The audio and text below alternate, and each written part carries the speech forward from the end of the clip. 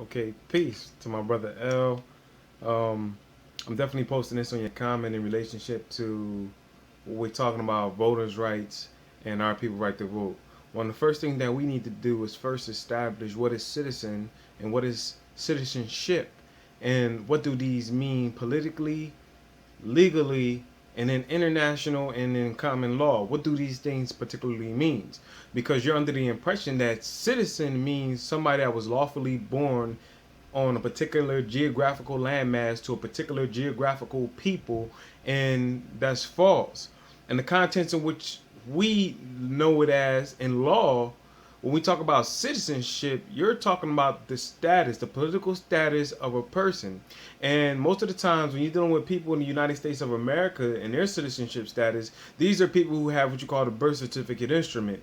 This is an instrument that is used to classify people or to denationalize people and place them into what you call a 14th Amendment corporate citizenship warship tenure status. Okay? So understand, when you're underneath that status, you are considered property, chattel, insular possession, federal property. So there is no citizenship. So when we're talking, understand that the United States is a corporation incorporated in 1925 that has been established in the 1800s. So you need to understand this distinction. And when we start talking about our people specifically, people who have been misnomered, who has been labeled, who has been branded as Negro, Black, Colored, African, and African American, these are all misnomers that we have never identified ourselves as. This is the terms that colonizers have used to address us. And for instance, look at your name in itself.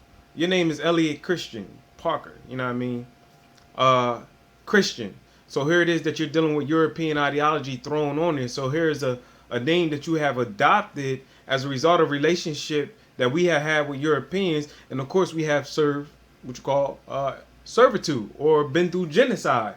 So when we start talking about voters' rights, we need to read the 16th, we need to read the Civil Rights Act of 1868, the Reconstruction Act as well, and see whether or not so-called black people, so-called African people have been placed onto citizenship status as Europeans. You find out that we have not, and that you don't have any rights whatsoever, period. Read the Voting Rights Act so you can make a determination on whether or not you have voters' right. You do not, except for these people, these congressional men or people who have been predicating upon our ignorance, need you to believe and feel and trust and buy into a system so that way you can rely on it, be dependent upon it, and you trust it.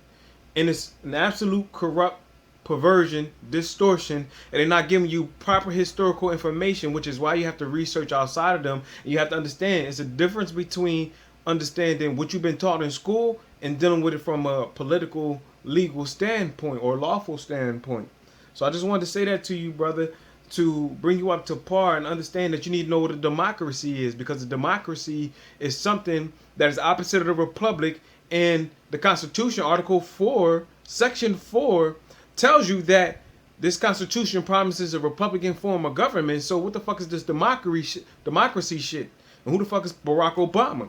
So you got to have the ability to think and make the distinction, because the republic is for the people. The democracy is to endorse and support the federal enclave or the corporations so they can make some type of lawful, feudal claim to the land, and they cannot. And you said, are we supposed to inherit America? Well, that's a real interesting question, because if we're talking about inheritance, that means that you're talking about birthrights and you're talking about status and your ability to receive what you call hereditaments or to be inheritable. Okay?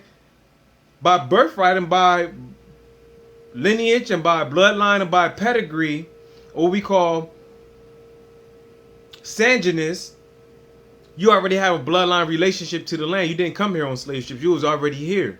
So you already automatically by birthright can inherit America. See, you thinking corporation and you're not thinking historically, accurately, and properly. There's nothing wrong. Except for you need a few fundamentals, few references, so that way you can adjust your perception so you can start speaking and articulating from a proper political perspective as a people, okay? Because there's no such thing as voting rights. Period. Period. Okay, well, go read the Civil Rights Act. Go read it then. Go read the Voting Rights Act if you think that that's true, and see whether it applies to you, and see whether it applies to people who've been classified as Negro, blacks, and colored, and what does that mean in law. So next time I post, we'll get into it.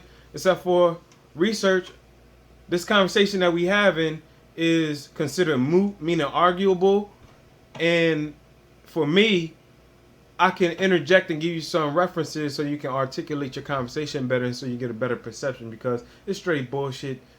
Straight up, because the United States is a corporation, period. Ain't got nothing to do with the land whatsoever. The land is yours by birthright.